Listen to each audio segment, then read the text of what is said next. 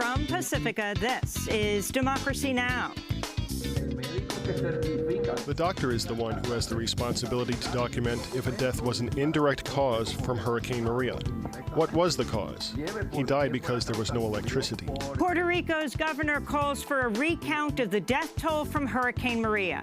The government's official toll, 64. But several investigations have revealed nearly 1,000 more people died. We'll go to San Juan to speak with the co-founder of the Center for Investigative Journalism, who originally broke the story. Then, as Congress votes on the tax bill, the United Nations Special Rapporteur on Extreme Poverty and Human Rights says the Trump administration and Republicans are turning the U.S. into the world champion of extreme inequality. I've just finished a 2-week trip across the United States from California to Puerto Rico looking at poverty and its relationship to civil rights for the United Nations. What I found was incredibly low rates of social mobility. So the people who are now very rich will stay that way. People who are very poor will certainly stay that way. And what we've got with the new tax reform and the proposed welfare reforms is a great exacerbation on both ends of that scale. We'll speak with UN Special Rapporteur Philip Alston. Then the CDC's 7 banned words: fetus, entitlement, vulnerable, diversity, transgender, evidence-based, and science-based. We'll speak with the CEO of the American Association for the Advancement of Science, Dr. Rush Holt, and Columbia University Gender Studies professor Jack Halberstam. All that and more coming up.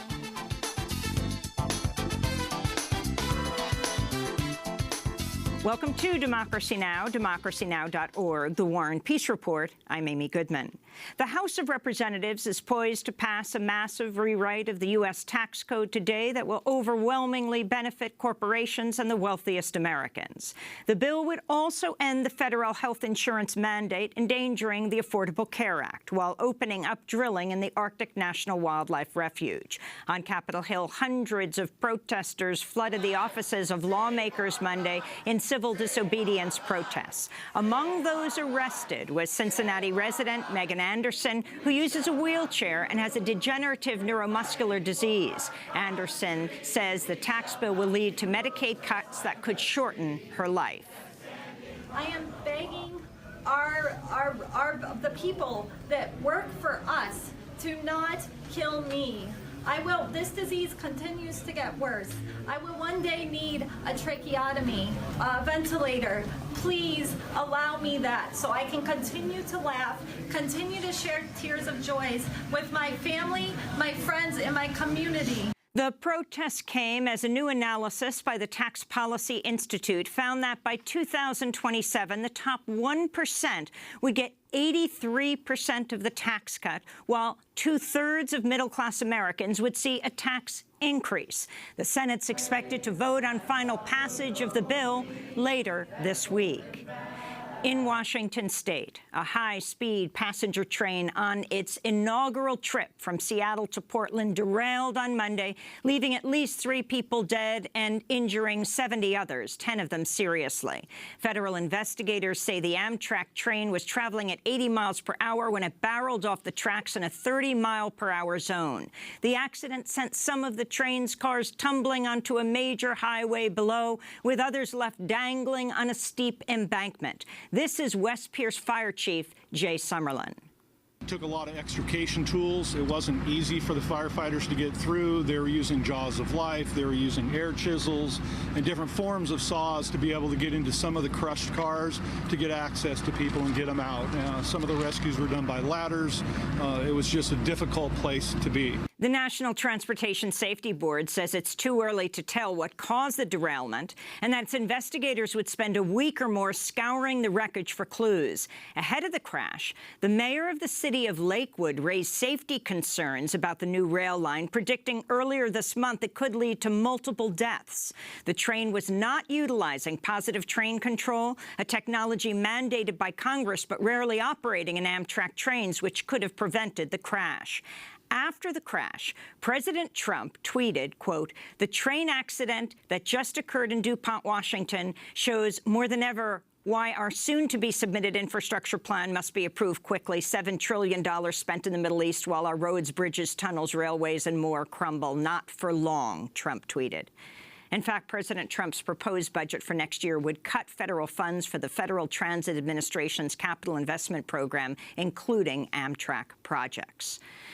President Trump outlined his blueprint for national security Monday in a speech trumpeting U.S. military might, but failing to mention the threat posed by climate change. Trump's national security strategy calls for the U.S. to respond with nuclear weapons to non-nuclear attacks. Trump said he was seeking to put America first by expanding the U.S. military to counter the expanding power of Russia and China.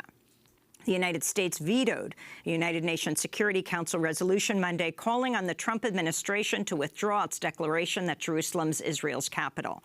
The vote was 14-1, with U.S. Ambassador to the UN Nikki Haley exercising the lone veto. The Israeli military seized control of East Jerusalem in 1967 and has occupied the territory ever since. Palestinians, however, have long seen East Jerusalem as the capital of their future country, and both the UN Security Council and the General Assembly have passed dozens of resolutions calling for Israel to end its occupation of East Jerusalem. Meanwhile, Vice President Mike Pence has delayed a planned trip to the Middle East, saying he'll remain in Washington, D.C. to preside over passage of the Republican tax bill this week. Pence's announcement came after Palestinian President Mahmoud Abbas canceled a planned meeting with Pence in Bethlehem and called for an angry demonstration to protest President Trump's decision on Jerusalem. Pence now says he'll visit Egypt and Israel in February. Honduran Vice President Ricardo Alvarez has rejected calls for a revote in the November 26 election after incumbent President Juan Orlando Hernández was declared the winner by the government-controlled election tribunal. This is an autonomous and sovereign country. This is a country that is not going to do what anybody from an international organization tells it to do. I will say it again, the only other election this country will have, the next one, is on the last Sunday of November 2021. There's not another election. Vice President Alvarez's comments came despite charges of voter fraud by opposition candidate Salvador Nasrallah and a call for a new vote by the Organization of American States, which said the first election was so filled with irregularities that it's impossible to declare a winner. Protests continue to rage across Honduras. In the capital, Tegucigalpa, Monday, police fired tear gas and pepper spray at protesters who burned tires and set up barricades in the streets. In Vienna, Austria, thousands of people rallied Monday to protest Austria's newly seated far-right government, which includes members of the anti-immigrant Freedom Party, which was founded after World War II by former members of the Nazi Party. Outside the presidential palace, police used water cannons to turn back protesters who chanted "Refugees welcome" and "Nazis out." This is protester Femme Fiscale.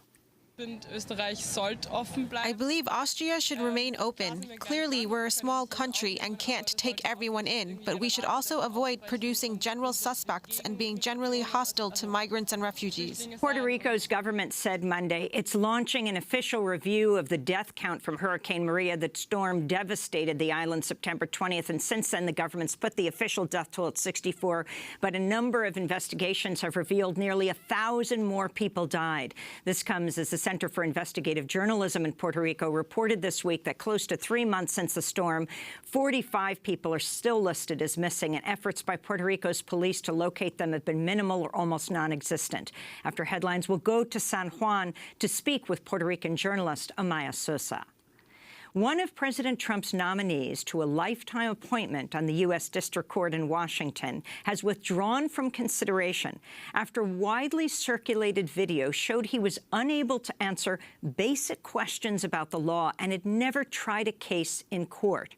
This is Louisiana Republican Senator John Kennedy questioning Peterson at a Senate Judiciary confirmation hearing last week. Have you ever tried a jury trial? I have not. Civil? No. Criminal?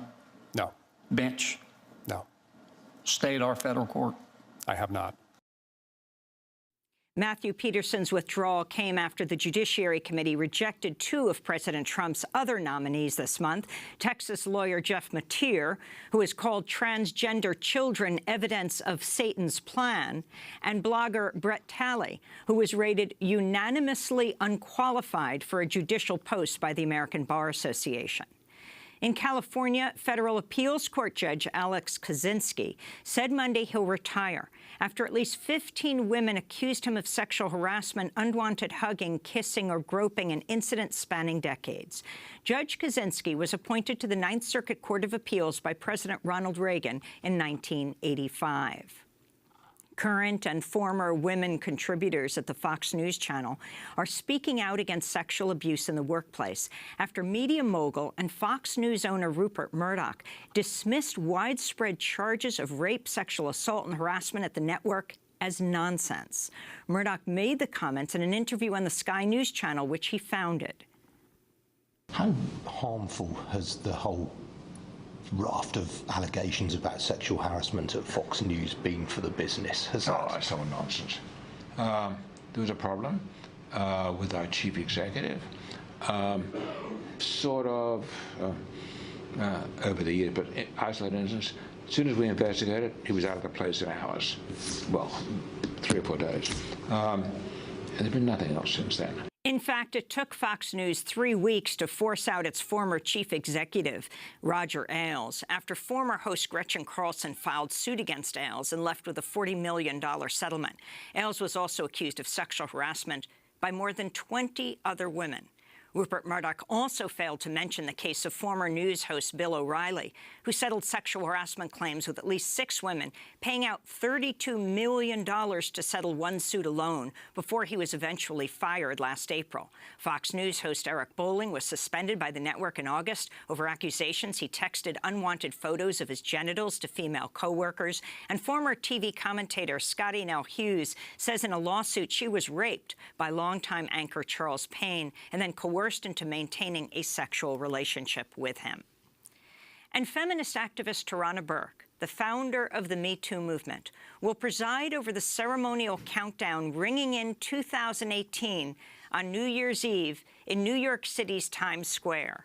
10 years ago, Tarana Burke began Me Too as a grassroots movement to aid sexual assault survivors in underprivileged communities where rape crisis centers and sexual assault workers were not going. In a statement, the president of the Times Square Alliance said, quote, "Tarana Burke's courage and foresight have changed the world this year, and we hope forever." To see our interviews with Tarana Burke, you can go to DemocracyNow.org. And those are some of the headlines. This is Democracy Now!, DemocracyNow.org, The War and Peace Report. I'm Amy Goodman. And I'm Juan Gonzalez. Welcome to all of our listeners and viewers around the country and around the world. We begin today's show in Puerto Rico, where the island's governor said Monday he is launching an official recount and review of the death count from Hurricane Maria. The storm devastated the island on September 20th, and since then, the government has listed the official death toll at 64.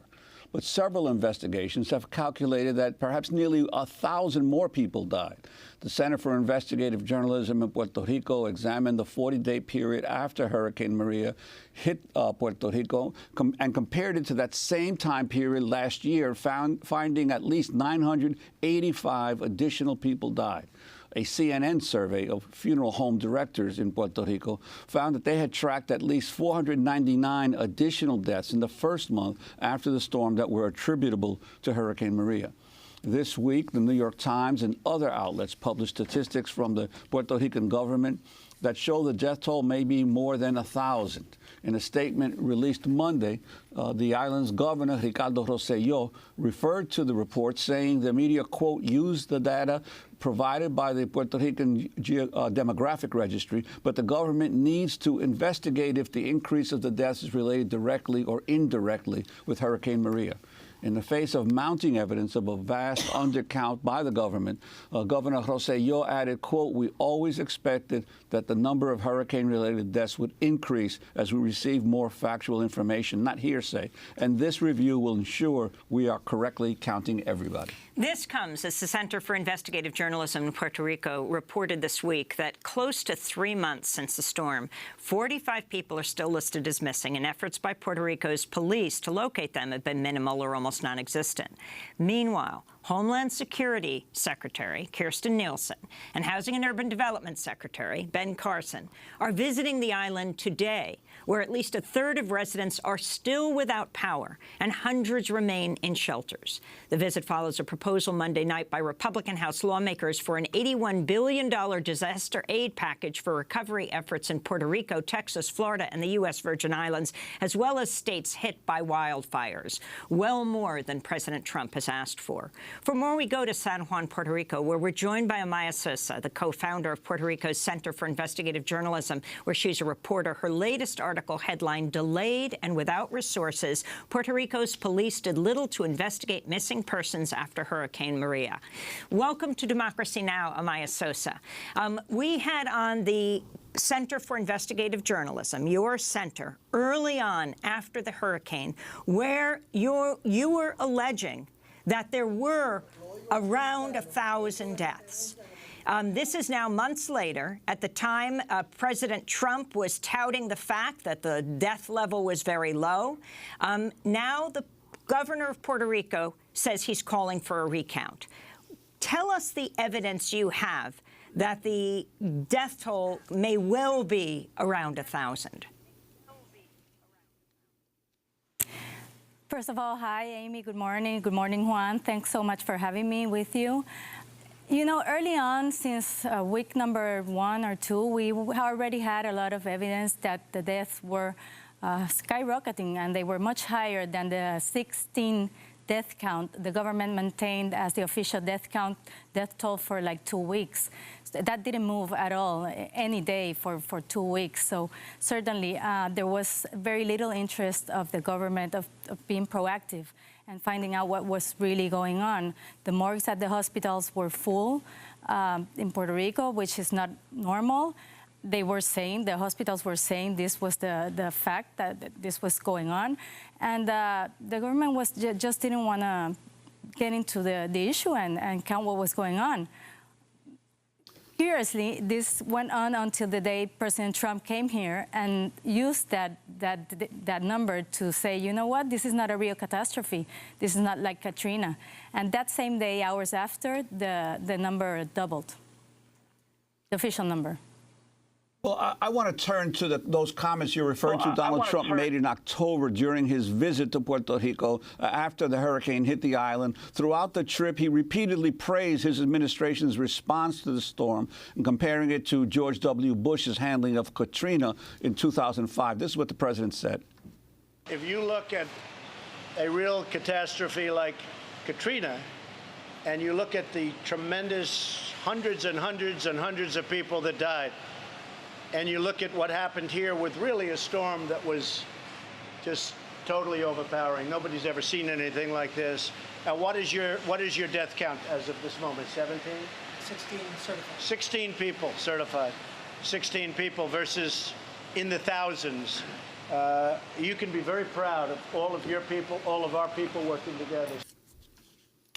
Amaya Sosa, your response, especially given the fact that here you have the governor of the island as well as the president of the United States, both apparently not in contact with what was actually happening on the ground at that time. You know what? That was a very sad moment. Everybody here knew that was not real. We have been publishing already for 1 week some of our stories and our investigations, and the government knew that was not the real number. They've said over and over again, repeatedly, still now that they're saying they're going to do the recount, that they had not received information. They don't have to receive information. They have to go look for the information, go out and investigate, and they just haven't done that. You know. Yeah, and I wanted to ask you in terms of the efforts of people on the ground to try to get a clearer sense. One of the things that's been raised that the hospitals were never giving any kind of protocols by the government about how to deal with deaths that were coming in at that time. Can you talk about the medical community, what they were told?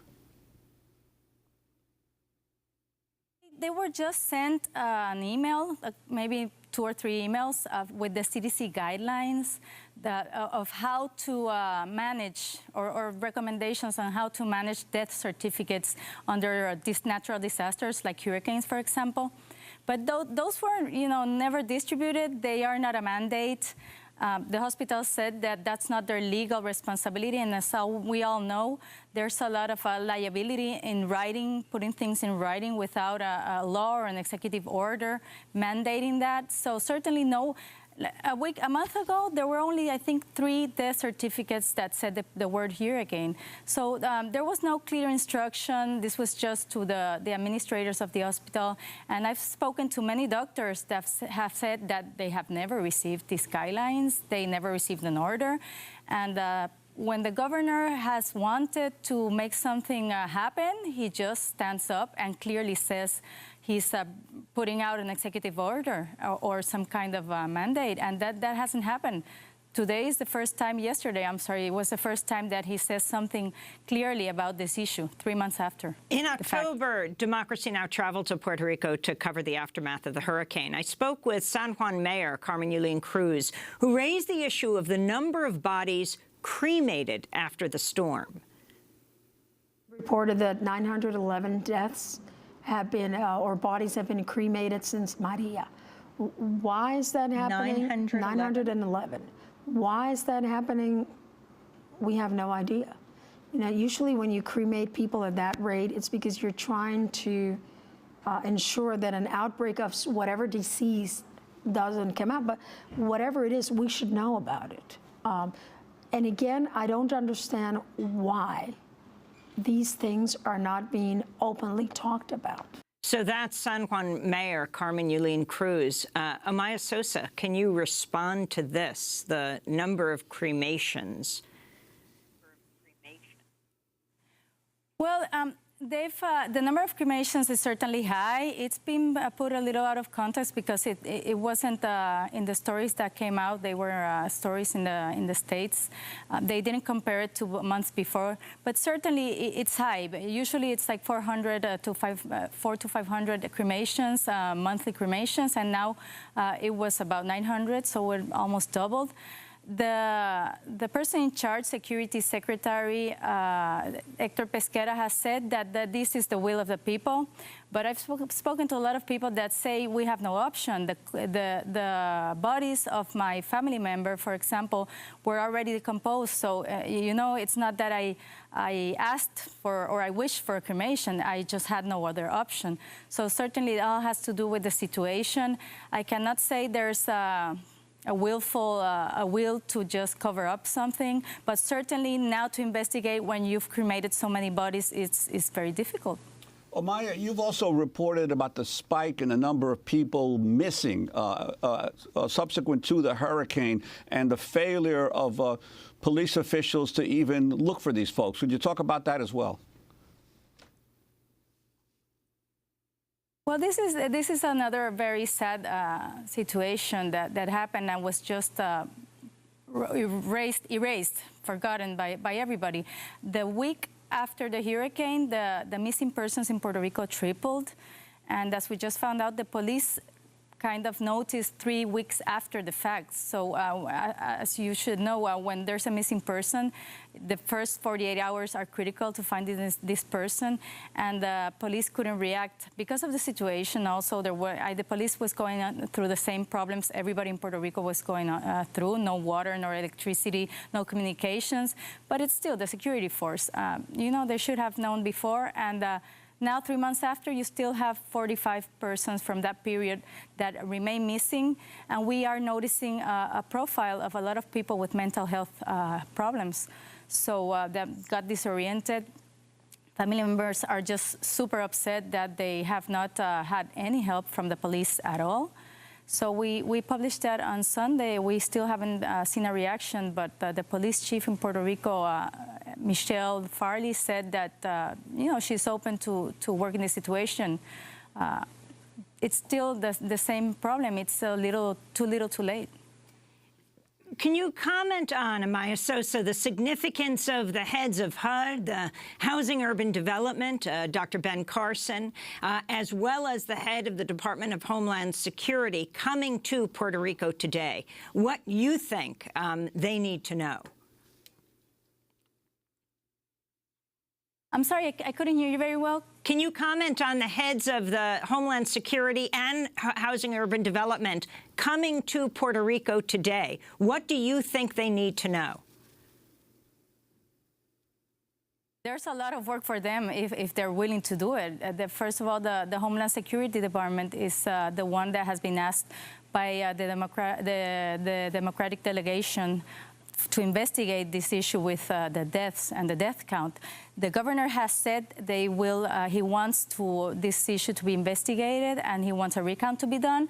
But as we published today, the people that will be in charge of that investigation are the same people that have been in charge for the past 3 months and that have been stubbornly saying that this is it, this is the correct number and they don't have to do anything else. So certainly that raises a lot of suspicion from our side and from people's side that don't trust the government in this issue, in this investigation. So I think the Homeland Security Acting Secretary should, take some kind of control and make some serious questions. And in terms of the Housing Secretary, that's one of the most serious issues we have right now. 250,000 people have lost their homes. There's a lot of people without a place to stay, still people at shelters sleeping. So certainly we have a serious housing crisis that must be attended to. And I'm wondering if you could talk about the congressional response to the crisis in Puerto Rico. Obviously, there's a bill now being introduced for $81 billion, but that's not just for Puerto Rico. That's for Texas, for Florida, for the victims of the wildfires in California. When the island's governor had requested over $90 billion just for the island. And also how the tax bill that will be voted on in the next day or so is going to affect the island of Puerto Rico, because there are claims that some of the provisions would actually spur more companies to leave the island of Puerto Rico who now have manufacturing facilities there. It's very frustrating. I mean, it seems like all the doors are being shut on Puerto Rico when the help is needed the most.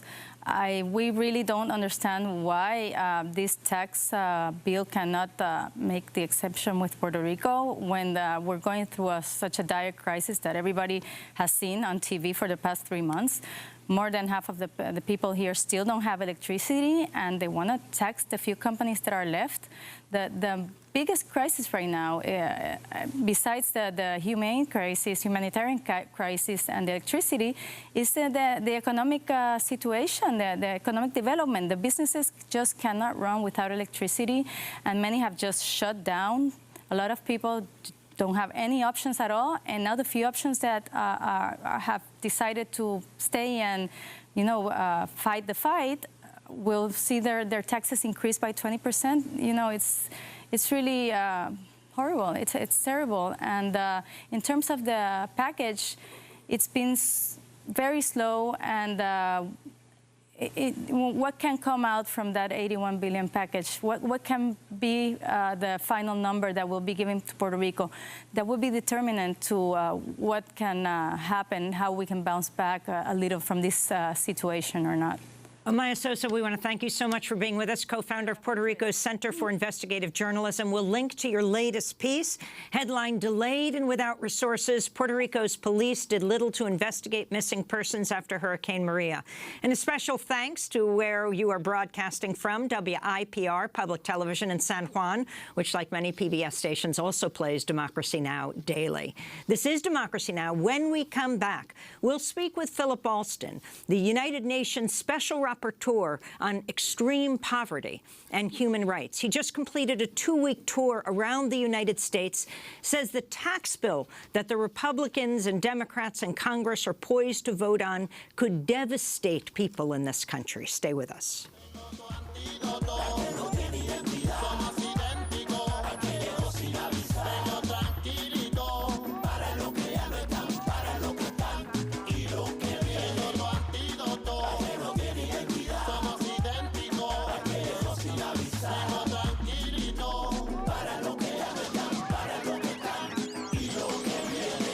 llamada sin rumbo. La energía negativa yo la derrumbo con mis pezuñas de cordero. Me propuse a recorrer el continente entero, sin brújula, sin tiempo, sin agenda, inspirado por las leyendas, por historias empaquetadas en lata, por los cuentos que la luna relata. Aprendí a caminar sin mapa, a irme de caminata, sin comodidades, sin lujo, protegido por los santos y los brujos. Aprendí a escribir tirenorgas en mi libreta y con un mismo idioma sacudir todo el planeta. Aprendí que mi pueblo todavía reza porque la autoridades y la realeza todavía. To the north by Puerto Rican artist Calle 13. This is Democracy Now! I'm Amy Goodman with Juan Gonzalez. We turn now to a scathing new report on poverty in the United States that found the Trump administration and Republicans are turning the U.S. into the, quote, world champion of extreme inequality.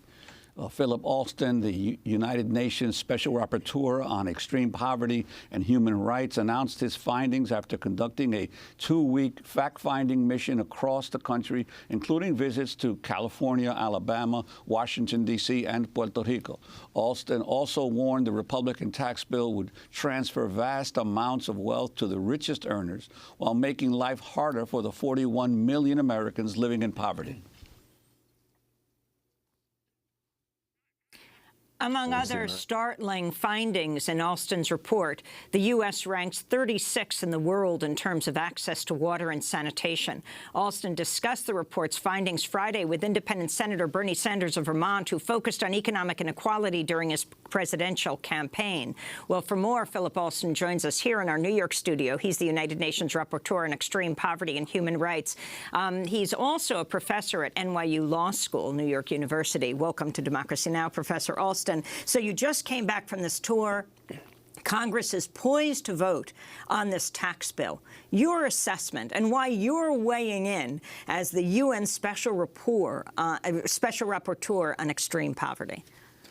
Well, my job is to try to highlight the extent to which the civil rights of people who are living in extreme poverty are jeopardized by government policies.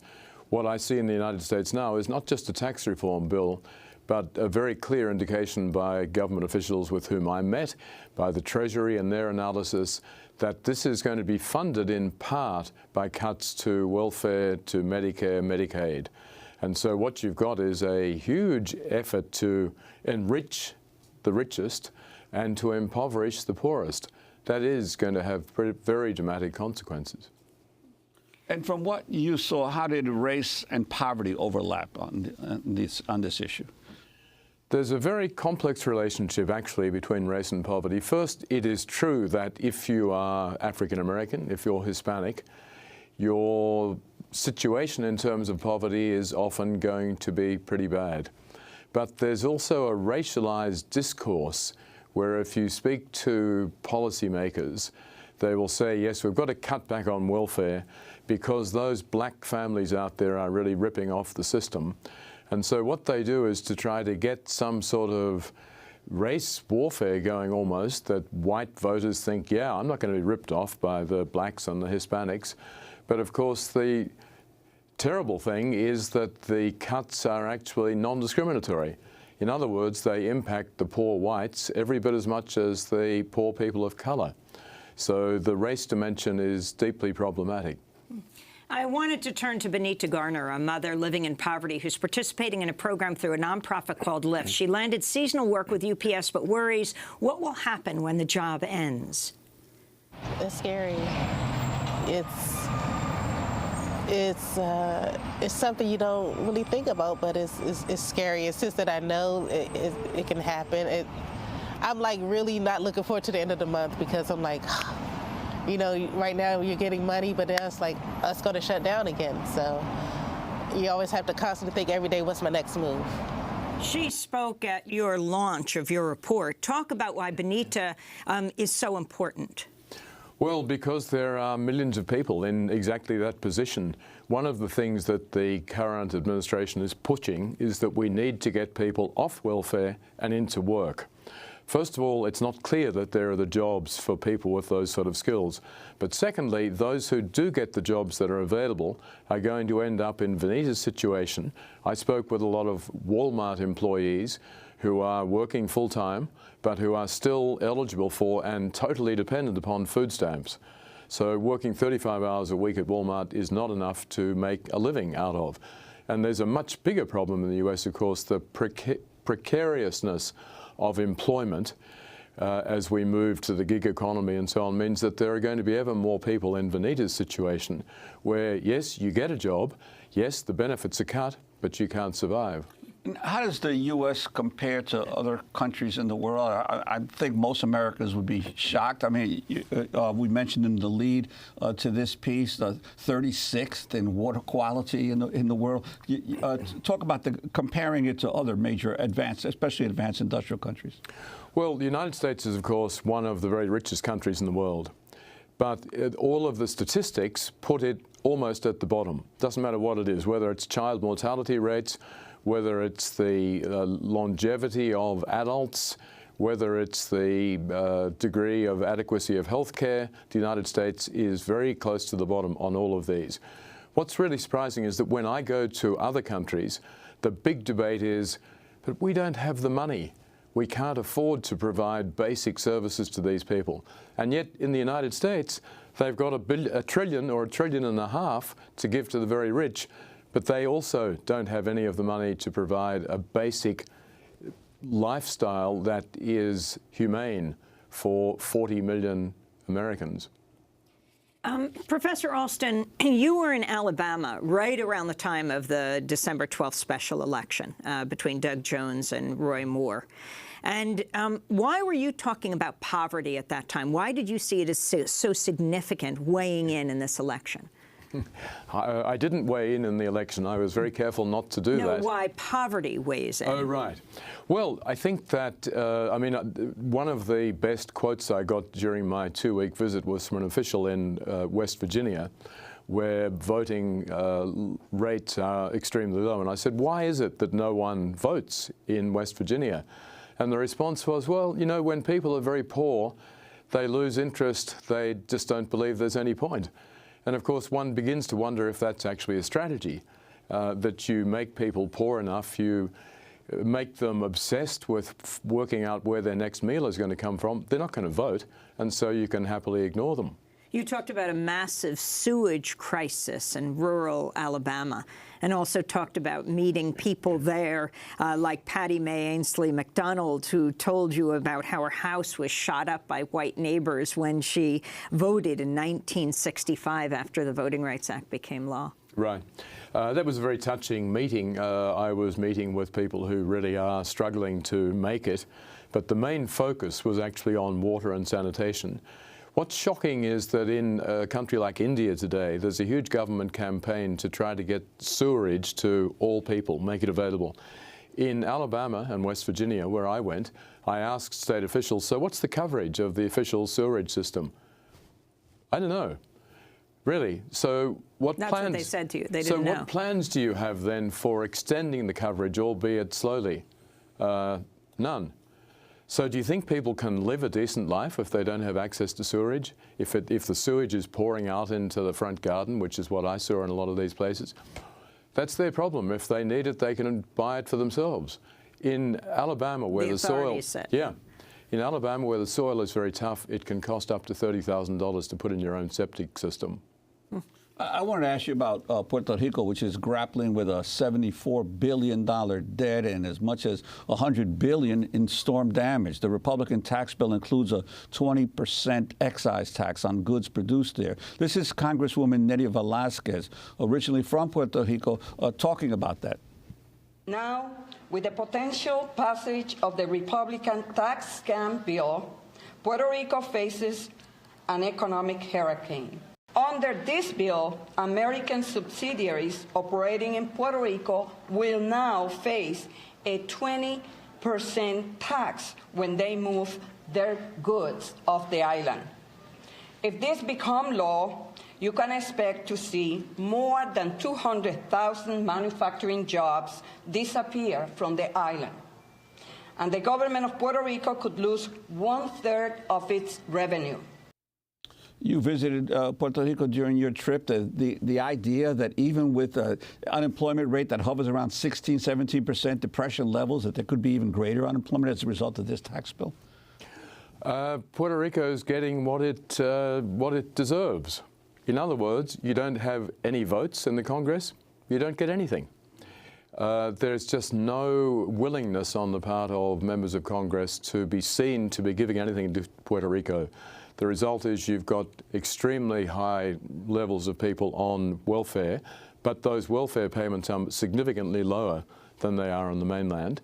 You've got a whole series of measures that are being proposed in the tax bill and elsewhere, and you've got the PROMESA, the Fiscal Oversight Board, poised to really impose a draconian austerity package.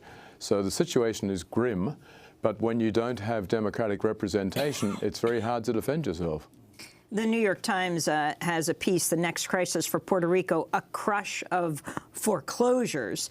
And it says now Puerto Rico is bracing for another blow, a housing meltdown that could far surpass the worst of the foreclosures crisis that devastated Phoenix, Las Vegas, Southern California, South Florida. If the current numbers hold, Puerto Rico is headed for a foreclosure epidemic that could rival what happened in Detroit, where abandoned homes became almost as plentiful as occupied ones. Professor Alston. So what you've got is the very poor, and I visited a lot of areas where people have no electricity still and are living in rubble, essentially.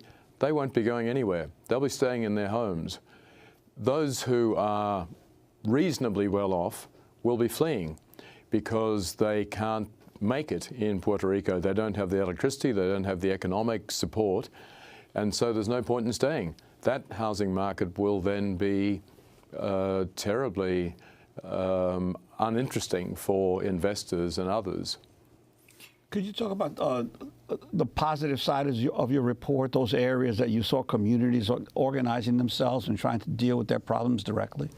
Well, I did, and particularly in Puerto Rico, it has to be said. I visited some of the cooperatives where people are really trying to reclaim the land in San Juan, trying to dredge the old canal that's grown over. I met with a lot of people living around power plants who are very severely impacted by the daily flow of coal ash and so on. They're really organized, they're really focused, and that was terrific.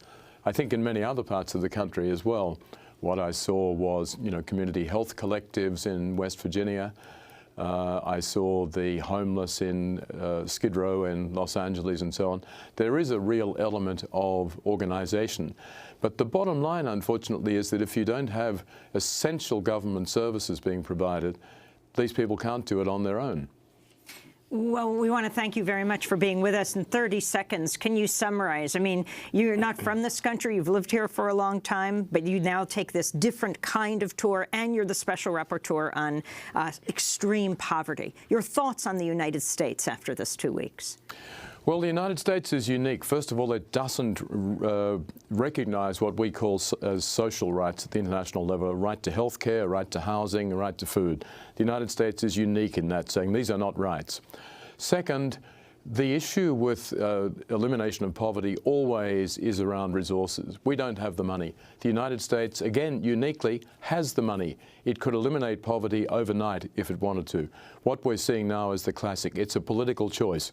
Where do you want to put your money? Into the very rich or into creating a decent society which will actually be economically more productive than just giving the money to those who already have a lot? And what the tax bill does? That's what the tax bill does, from what I've seen.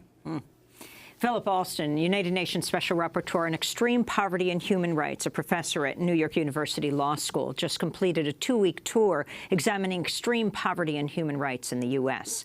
When we come back, the 7 banned words, according to staff at the CDC, the Centers for Disease Control. Is this true, that people at the CDC, when writing up budgets, are not supposed to use words like transgender or science-based, or use the word fetus? Stay with us.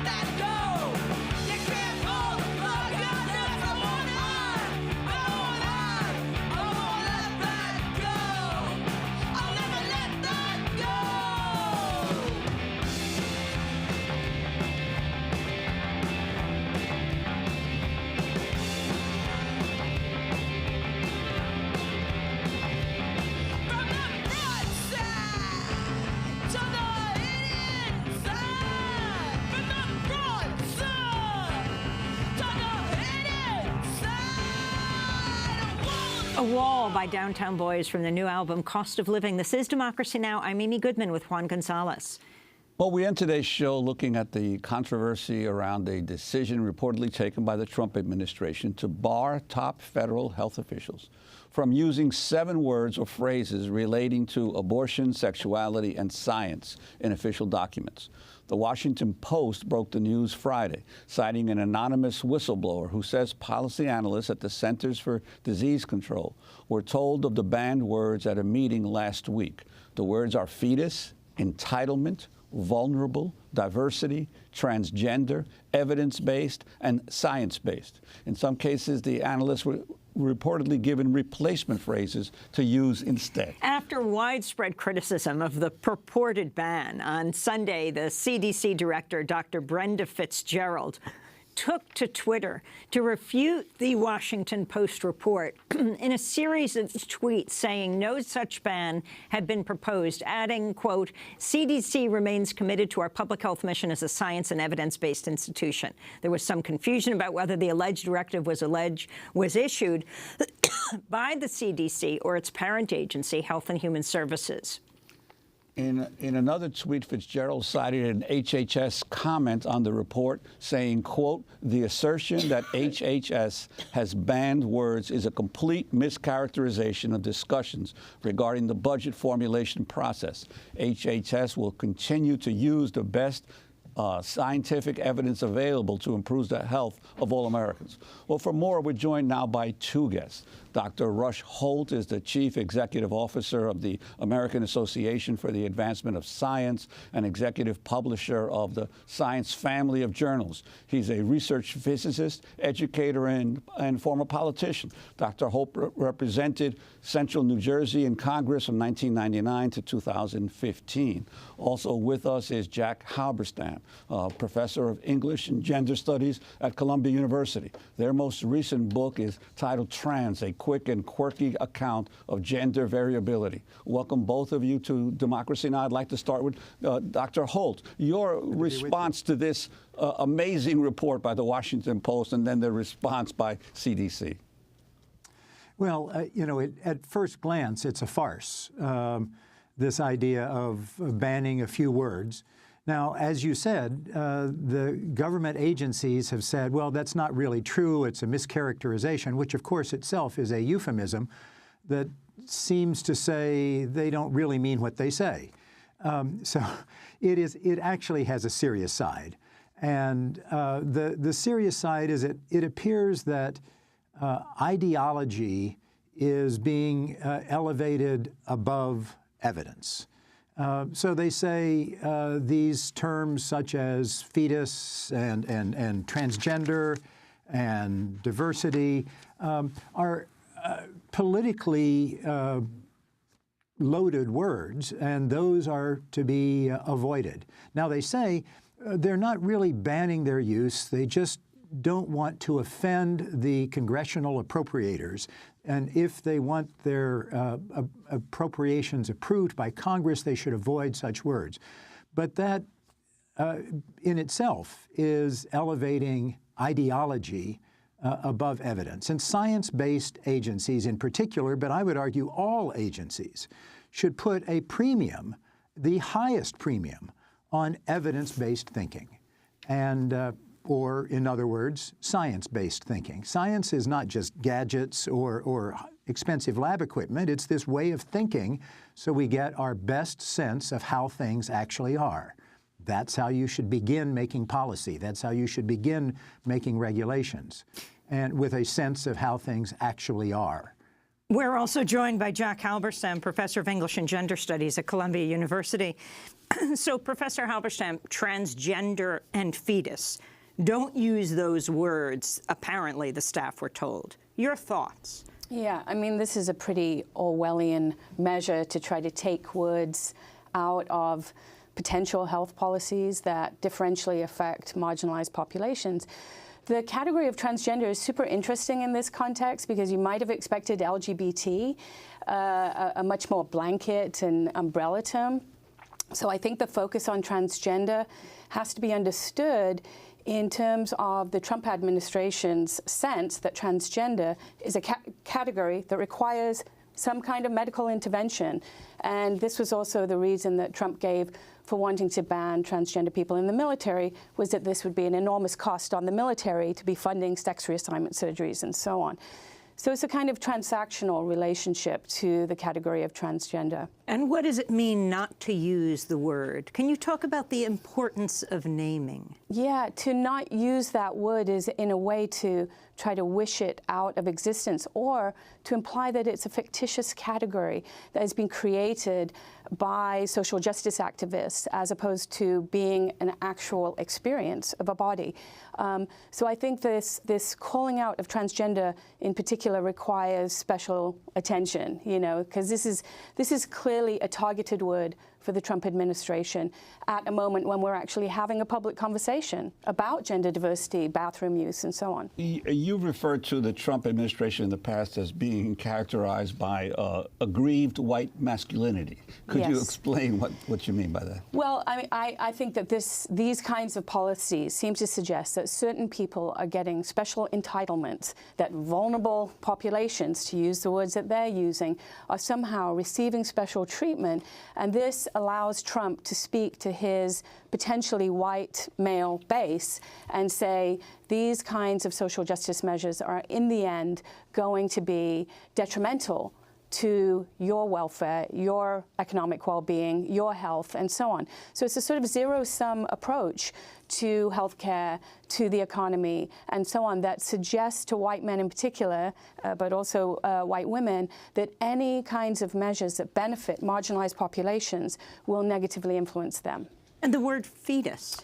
Fetus is, you know, so clearly a category that they believe is part of a left-wing ideology to not talk about unborn babies as babies. So if they can ban the word fetus, I presume they think that they will shed light upon the actual meaning of abortion, which, you know, for the right wing is equated with murder and killing and so on. So these kinds of words are so important, and as we saw in the AIDS crisis, to remove words from the vocabulary of healthcare professionals is very, very often to deny healthcare to vulnerable populations. And Dr. Holt, I'd like to ask you, you're the chief executive of the American Association for the Advancement of Science. You and 15 other science society heads requested a meeting earlier this year with EPA head Scott Pruitt. What happened? Well, nothing. And thanks, Juan, for asking that. It's we've been reaching out to this administration and, of course, to previous administrations to urge that all policies start with evidence-based thinking. You can bring your values in, you can bring your other perspectives in, but first you have to start with an understanding of how things actually are. Mr. Pruitt, the head of the EPA, when he was in Oklahoma, was constantly disparaging climate science. In fact, he denied that it was a science. And he said, well, we don't really know enough. There's a debate about this. And therefore, we won't even look at it. We won't even consider it. Well, in fact, if he thinks there's a debate, all the more reason that he should be open to the collection of evidence, the study of the science.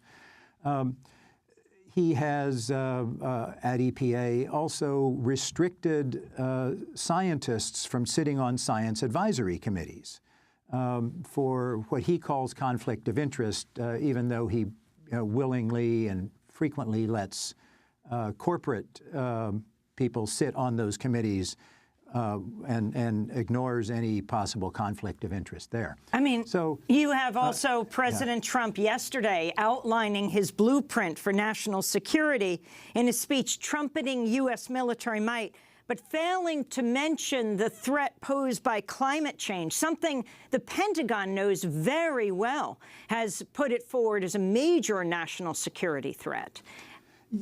Yes, Amy, the president relegated climate change to something he called energy dominance, the energy dominance section of his national security presentation.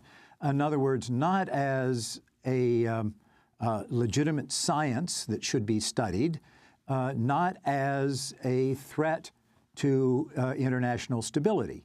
It is this idea of wishing things away. And wishful thinking and ideology, and by ideology I just mean pre-baked opinions that one holds dearly, those are the enemies of good policy and good regulation. And the antidote for that is evidence-based thinking. Now, it's not clear what the CDC folks said you couldn't say about evidence-based thinking, but the fact that the subject only comes up in response to outcry from employees there at CDC that they were being muzzled suggests to me that they have not elevated evidence-based thinking to their highest priority. And you said that it's not just the Trump administration, although they may be the most extreme, but that previous administrations, you've had questions about what they've done in terms of dealing with evidence-based or science-based thinking.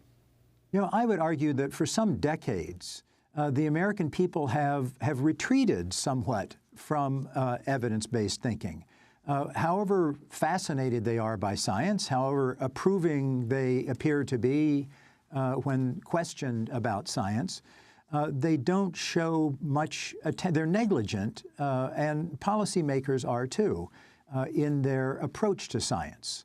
The first question that every citizen should ask, as well as every policymaker should ask when confronting a regulation or a policy is, what's the evidence?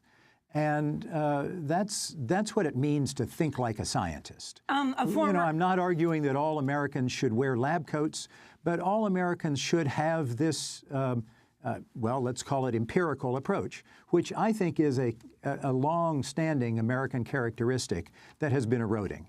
A former federal official who spoke anonymously to the New York Times called the move stupid and Orwellian, but said, quote, they're not saying to not use the words in reports or articles or scientific publications or anything else the CDC does. They're saying not to use it in your request for money because it'll hurt you. It's not about censoring what CDC can say to the American public. It's about a budget strategy to get funded. Now, Dr. Rush Holt, you were a congressman. Jack Halberstam, you're a professor. You apply to the government, I assume, for government funding. The significance of this. They're not saying it's an overall ban. They're just saying if you want to get any money, don't use these words. Right. Well, as I say, that is primarily a bow to ideology. And which has the effect of suppressing the exact kinds of health projects that people might submit that are based and are in relationship to people of color, queer people, women. Those are the targeted groups in that list, and it's a very,